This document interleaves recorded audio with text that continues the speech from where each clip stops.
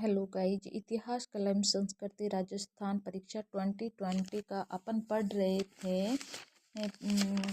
थे पुरातात्विक स्थल। और हमारा क्वेश्चन था अगला, किस ये वाला किस सभ्यता में अच्छी विकसित प्राचीर युक्त किलेबंद के अवशेष मिले हैं? कालीबंगा से निम्न में से किस फसल के अवशेष प्राप्त हुए हैं? जौ से कालीबंगा सभ्यता के लोग गेहूं एवं जौ का प्रयोग करते थे। चना, बाजरा और सरसों के साक्ष्य भी मिले हैं। यहाँ कांसे का दर्पण, हाथी दांत का कंघा, सोने व मूंगे व सिप्पों के आभूषण भी मिले हैं। किसके साक्ष्य कालीबंगा के पूरा स्थल के उत्खनन से प्राप्त नहीं हुए हैं? चावल। राजस्थान के किस स्थल से प्राप्त मृत भांडों को लाल धरातल पर काले रंगों की सुंदर ज्यामितिक डिजाइनों से सजाया गया है? कालीबंगा। कालीबंगा से प्राप्त हड़प्पा कालीन मृत भांडों को उनके आकार, बनावट और मुख्यतः उनके रंग के आधार पर 6 उपभागों में विभाजित किया गया है। अलंकरण के लिए लाल धरातल पर काले रंग का ज्यामितीय पशु पक्षी का चित्रण बहुतायत से मिलता है। कालीबंगा से हड़प्पा पूर्व की सभ्यता से मिलते जुलते अवशेष पाकिस्तान में किस स्थान पर मिले हैं? कोट दीजी से। कोट डिगी पाकिस्तान के सिंधु प्रांत में सिंधु नदी के तट पर स्थित है।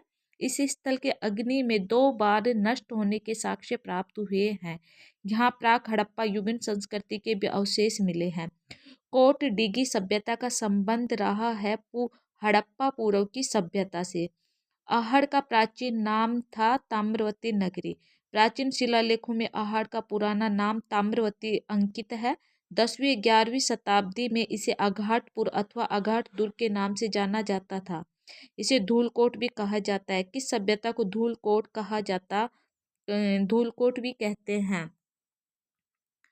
आहड़ को। आहड़ में खुदाई के बाद एक 4000 साल पुरानी ताम्र पाषाण युगीन संस्कृति की खोज की गई थी, जिसे नामक एक टीले के नीचे दबा दिया गया था। वह टीला था धूलकोट। आहड़ सभ्यता किस अन्य नाम से भी जानी जाती है? आघाटपुर से। निम्न में से किस स्थल को ताम्रवती नगरी के नाम से भी जाना जाता है? आहड़ जहाँ ताम्र उपकरण, बर्तन, काले वे लाल रंग के मृत भांड आदि प्राप्त हुए हैं। तांबे के उपकरणों की प्रचुरता के कारण इसे प्राचीन काल में ताम्र नगरी कहा जाता था। आहड़ के विशिष्ट आकृति के बर्तनों को ब्लैक एंड रेड वेयर कहा जाता है। आहड़ सभ्यता का उत्खनन कार्य 1953 में सर्वप्रथम किसके निर्देशन में हुआ था? अक्षय कीर्ति व्यास। आहड़ स्थल की खोज सर्वप्रथम 1953 में अक्षय कीर्ति व्यास ने तथा रतन चंद्र अग्रवाल ने 1954 ईस्वी में की। 1961-62 में हंसमुख धीरज लाल सांकलिया के नेतृत्व में इस स्थल का उत्खनन करवाया गया। आहड़ का संपूर्ण कालक्रम 2 कालखंडों में बांटा जा सकता है। प्रथम कालखंड ताम्र युगीन व द्वितीय कालखंड लौह युगीन सभ्यता के घोतक है। निम्न में से कौन सा प्राचीन स्थल उत्खननकर्ता सुमेलित नहीं है? आहड़ SP जैन।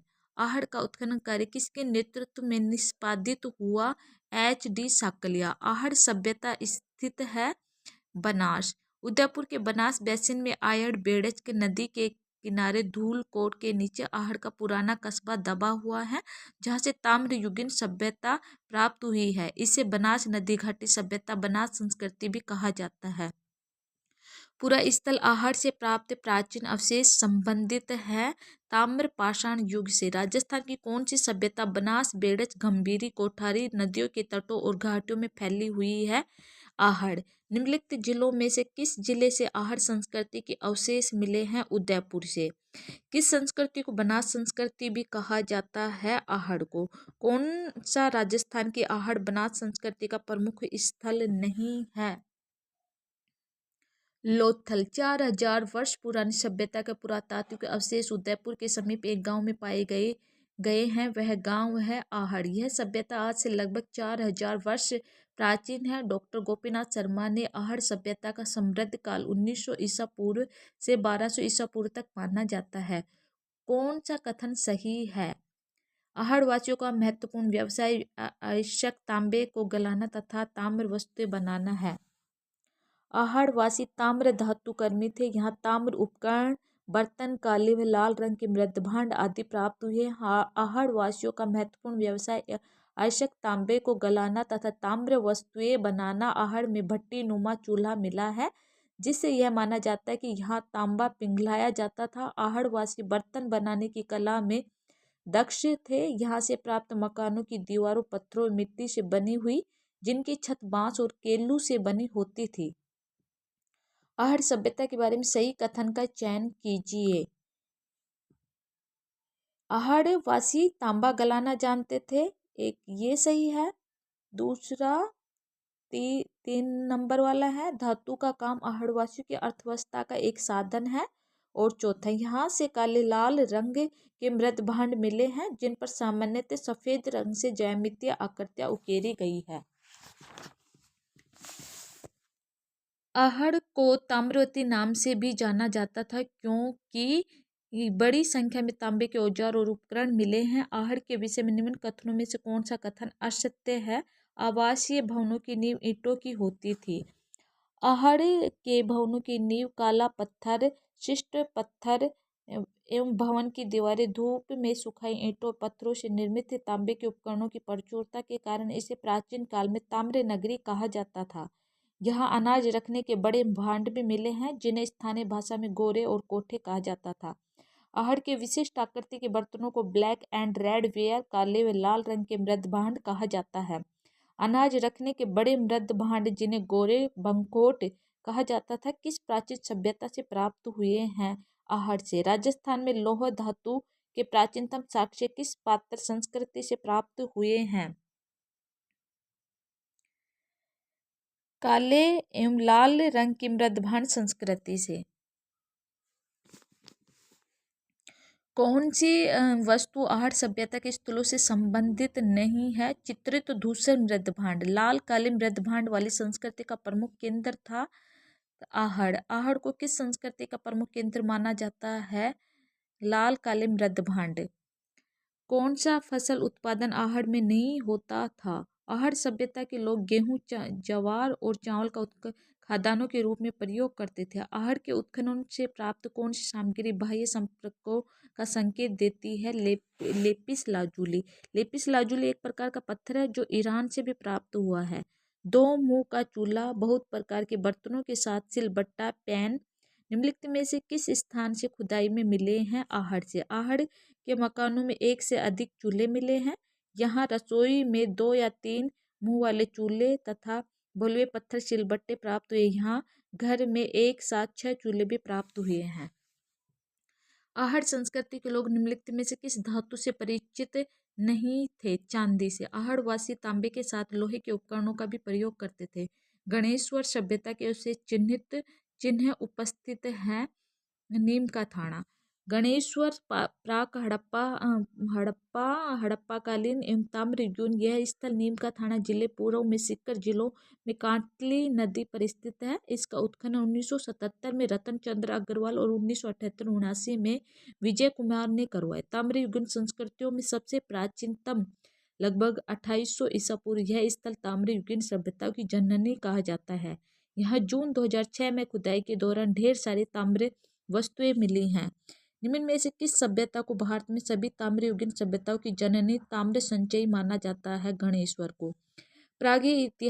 प्रागैतिहासिक स्थल जहाँ से भारी मात्रा में ताम्र उपकरण प्राप्त हुए हैं? गणेश्वर। निम्न में से किस नदी के किनारे स्थित गणेश्वर में ताम्र युगीन सभ्यता के अवशेष पाए गए हैं? कातली। कातली नदी पर स्थित है गणेश्वर सभ्यता। गणेश्वर सभ्यता की खोज किसने की थी? रतन चंद्र अग्रवाल ने। गणेश्वर सभ्यता किस काल से संबंधित है? ताम्रकांस्य युग से। किस सभ्यता में मकान व बस्तियों के निर्माण में ईंटों का प्रयोग नहीं हुआ था? गणेश्वर से। गणेश्वर सभ्यता में मकान पत्थर के बनाए जाते थे। यहाँ ईंटों का उपयोग के प्रमाण नहीं मिले। यह सभ्यता संस्कृति पूर्व राजस्थान गंगा घाटी के क्षेत्र में पल्लवित हुई। ताम्र उपकरणों में बाण, छेनियाँ, मछली पकड़ने के कांटे, दोहरी पेचदार चिरावली, ताम्रपिन, उस्तरे के फलक, अंगूठियाँ प्राप्त हुई है। गणेश्वर में मिट्टी की कपी, सुवर्णी 2 प्रकार के बर्तन मिले हैं। हड़प्पा पूर्व संस्कृति के हल्के लाल रंग के पतले बर्तन, लाल चिकनी मिट्टी, विशिष्ट चित्रकारी वाले मजबूत बर्तन। इन बर्तनों में मृतबान, कलश, ढक्कन, हांडी प्रमुख है। गणेश्वर से प्राप्त मृद भांड किस प्रकार के हैं? गौरिक मृद भांड सुमेलित नहीं है। इसमें सुमेलित नहीं है। सुमेलित तो है बागोर, सूक्ष्म पाषाण उपकरण सही है। कालीबंगा दुर्गीकरण सही है। बैराट बौद्ध विहार सही है। गणेश्वर काले चमकीले मृद भांड ये गलत है।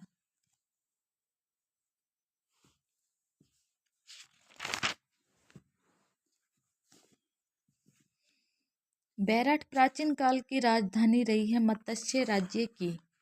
प्राचीन मत्स्य जनपद की राजधानी विराटनगर, वर्तमान बैराट, कोटपुतली, बहरोड जिले में बीजक की पहाड़ी, भीम जी की डोंगरी तथा महादेव जी की डोंगरी आदि स्थानों पर उत्खनन कार्य प्रथम बार दयाराम साहनी द्वारा 1936-37 में तथा पुनः 1962-63 में पुरातत्वविद नील रतन बनर्जी और कैलाश नाथ दीक्षित द्वारा किया गया। यह सभ्यता बाणगंगा नदी के मुहाने पर विकसित हुई है।